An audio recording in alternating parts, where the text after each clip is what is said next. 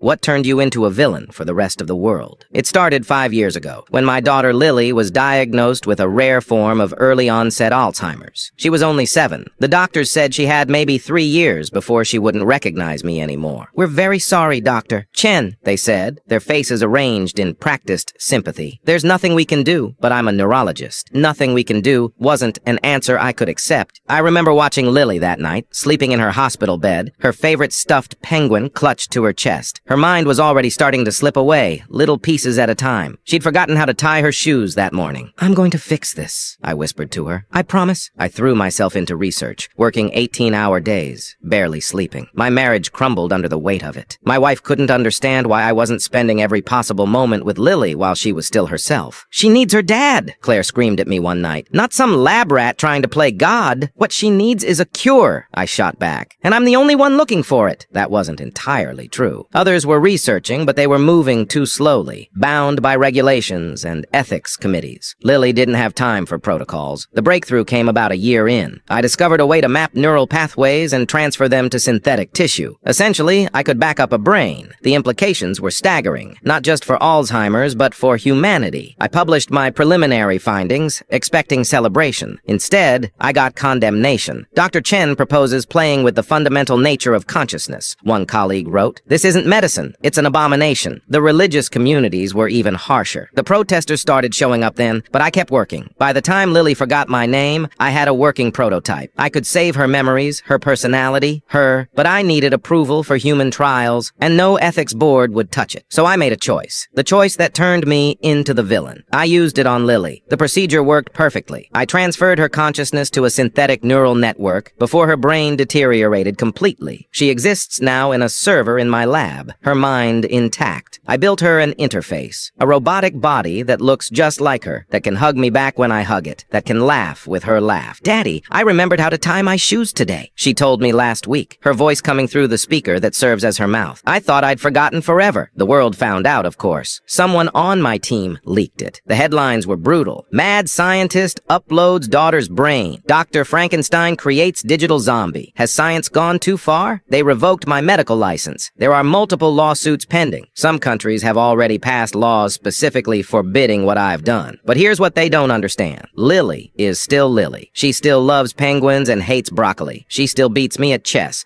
She's learning and growing. Yesterday, one reporter actually asked me if I feel guilty for killing my daughter. "You can't kill someone by saving them," I told him.